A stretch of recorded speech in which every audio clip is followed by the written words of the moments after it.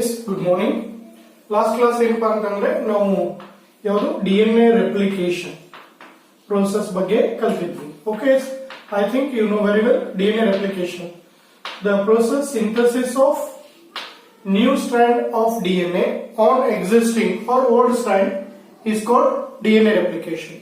Or one parental DNA molecule gives rise to two exactly similar DNA molecule, that is called DNA replication. Okay, DNA replication ಒಳಗೆ ನಾವು ಎರಡು ಮಾಡ್ಕೊಂಡ್ವಿ. ಒಂದು requirements ಅಂತ first ಮಾಡ್ಕೊಂಡ್ವಿ. Okay, requirements ಒಳಗೆ main ಬರೋದು ಏನಪ್ಪಾ ಅಂತಂದ್ರೆ ಎನ್ಸೈಮ್ಸ್ ಬರುತ್ತೆ. ಓಕೆ, ನೆಕ್ಸ್ಟ್ ಯಾವುದು proteins, ATP, all types of 4 nucleotide, ಅದೆಲ್ಲ ಏನಪ್ಪಾ ಅಂದ್ರೆ ಕಾನ್ಸೆಪ್ಟ್ ಹೇಳಿದ್ವಿ. ಓಕೆ, ಈ DNA ರೆಪ್ಲಿಕೇಶನ್ ನೀವು ಒಂಥರ ಏನು ಸ್ಟೋರಿ ತರ ನೆನ್ಪಿಟ್ಕೋಬಹುದು. ಏನು first point, DNA replication starts from a specific point on DNA that is called origin of replication. In short, it is called ORI. The process of replication start ಆಗುವಂತ ಒಂದು point DNA ಮೇಲೆ ಅದನ್ನ origin of replication ಅಂತ ಕರೀತೀವಿ. First point. Okay, ಈ origin of replication ಈ ಒಂದು place ಅನ್ನ ಇಲ್ಲಿ ಎಂಜೈಮ್ ಹೆಸರು ಬರ್ಕೊಂಡಿದ್ದೀರಾ ನೀವು, ಯಾವುದು ಹೆಲಿಕೇಸ್. ಓಕೆ, ಇದಕ್ಕೆ ನಾವು ಇನ್ನೊಂದು ಹೆಸರು ಹೇಳ್ತೀವಿ, ಏನು ಗೈರೇಸ್ ಅಂತ ಹೇಳಿ. ಓಕೆ, ಇವತ್ತು ಇದಕ್ಕೆ ಕಾಮನ್ ಆಗಿ ನಾವು ಅನ್ವೈಂಡಿಂಗ್ ಪ್ರೋಟೀನ್ಸ್ ಅಂತಾನು ಕರೀತೀವಿ. Unwinding proteins. ಓಕೆ, ಈ ತರ ಡಬಲ್ ಸ್ಟ್ಯಾಂಡರ್ಡ್ DNA ಏನಪ್ಪಾ ಅಂತಂದ್ರೆ ಪ್ರೆಸೆಂಟ್ ಇರುತ್ತೆ.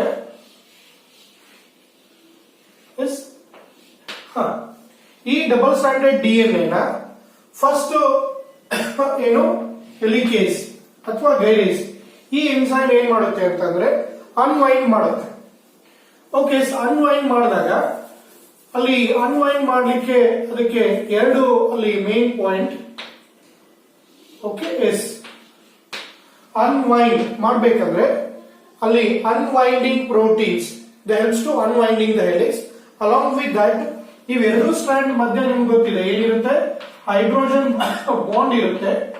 ಈ ಬಾಂಡ್ಸ್ ಅನ್ನ ಈ ಹೆಲಿಕೇಸ್ ಎನ್ಸೈಮ್ ಬ್ರೇಕ್ ಮಾಡುತ್ತೆ. ಓಕೆ, ಫಸ್ಟ್ ಪಾಯಿಂಟ್ ಏನ್ ಹೇಳಿದ್ರಿ ನೀವು ಅಲ್ಲಿ. Okay, DNA that is having specific point that is called origin of replication. From that point replication is going to begin. Okay, unwinding proteins ಅಥವಾ helicase ಅಥವಾ gyrase ಮೂರು ಹೆಸರು ಹೇಳ್ಬೋದು ನೀವು ಅಲ್ಲಿ.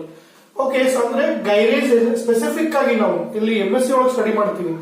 ಗೈರೇಸ್ ಇದು ಸ್ಪೆಸಿಫಿಕ್ ಆಗಿ ಅನ್ವೈಂಡ್ ಮಾಡುತ್ತೆ ಪ್ರೋಟೀನ್, ಸ್ವಲ್ಪ ಡಿಫರೆನ್ಸ್ ಇದೆ.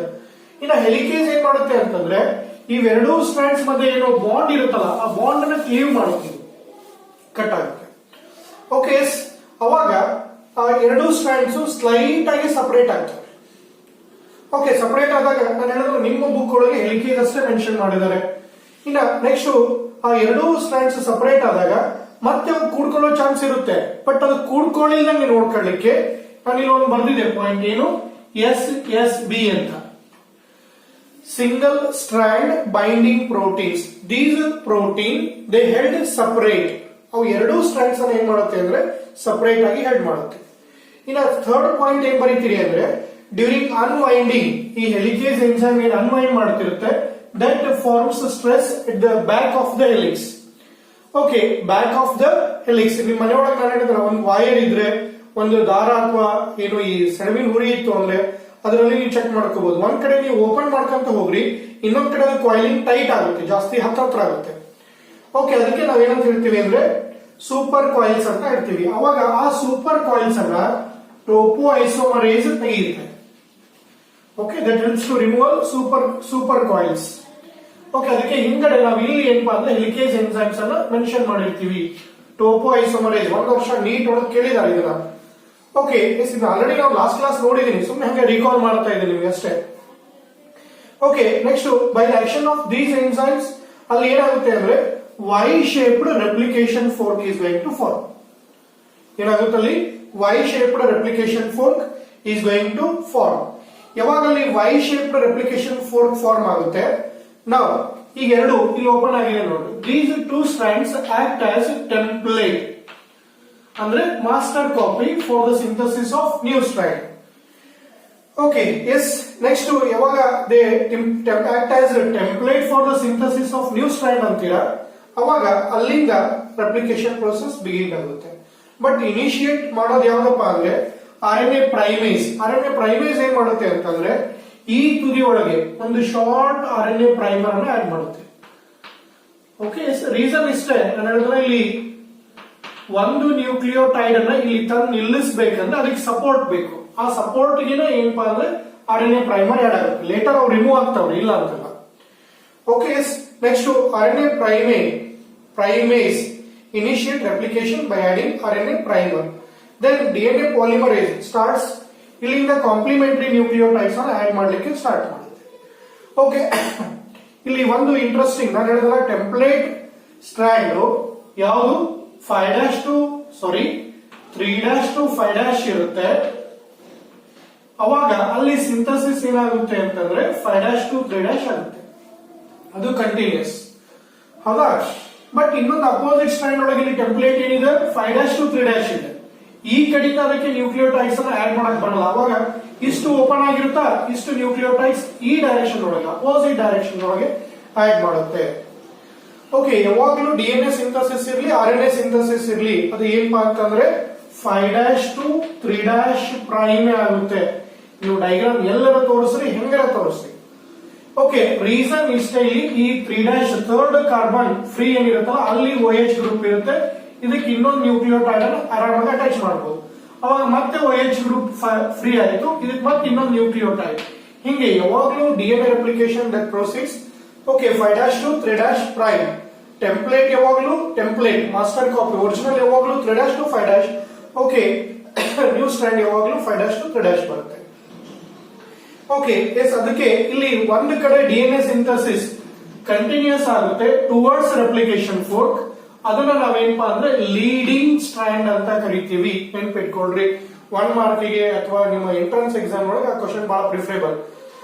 ಕಂಟಿನ್ಯೂಸ್ ಅಂದ್ರೆ ಯಾವುದು ಟೆಂಪ್ಲೇಟ್ 3' to 5' ಇರುತ್ತೆ ಅಲ್ಲಿ ಸಿಂಥಸಿಸ್ ಕಂಟಿನ್ಯೂ ಇರುತ್ತೆ, ಅದನ್ನ ನಾವು ಲೀಡಿಂಗ್ ಸ್ಟ್ರಾಂಡ್ ಅಂತ ಕರಿತೀವಿ.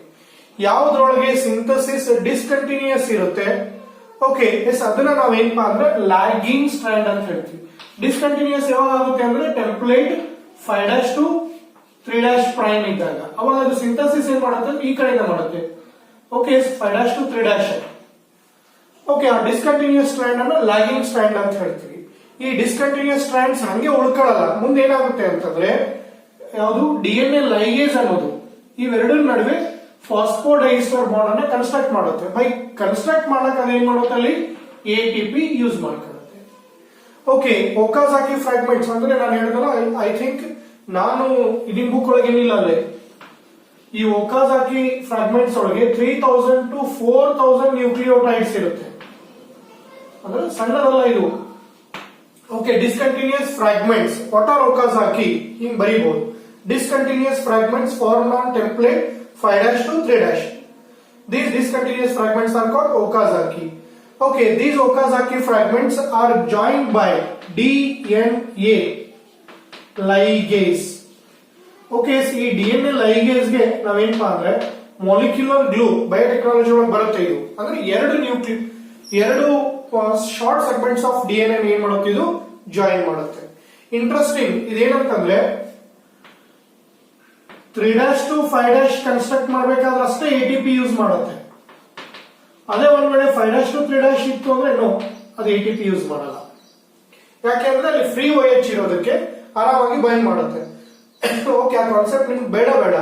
ಇಲ್ಲಿ ಏನಪ್ಪಾ ಅಂದ್ರೆ 3' to 5' ಇದೇ ಕಾನ್ಸೆಪ್ಟ್ ಇದೆ. ಇಲ್ಲಿ ಕಂಪಲ್ಸರಿ ಅದು ಏನ್ ಮಾಡುತ್ತೆ ಅಂದ್ರೆ ಅಗೇನ್ಸ್ಟ್ ಬಾಂಡ್ ಫಾರ್ಮೇಶನ್ ಮಾಡಕ್ಕೆ it is going to use adenosine triphosphate ATP ನ ಯೂಸ್ ಮಾಡ್ಕೊಳ್ಳುತ್ತೆ.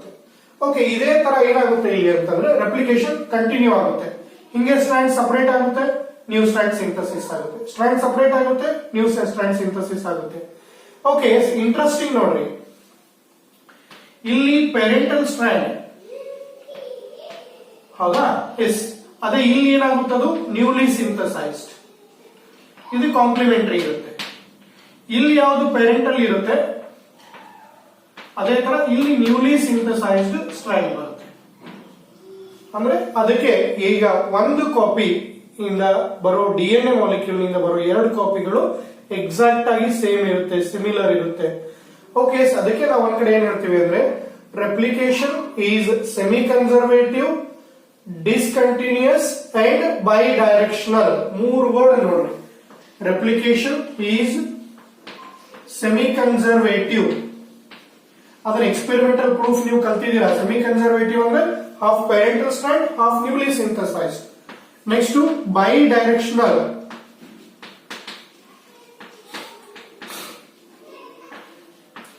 ಓಕೆ. ನೆಕ್ಸ್ಟ್ ಕಂಟಿನ್ಯೂಸ್ ಅನ್ನೋಕ್ಕಿಂತ ಡಿಸ್ಕಂಟಿನ್ಯೂಸ್.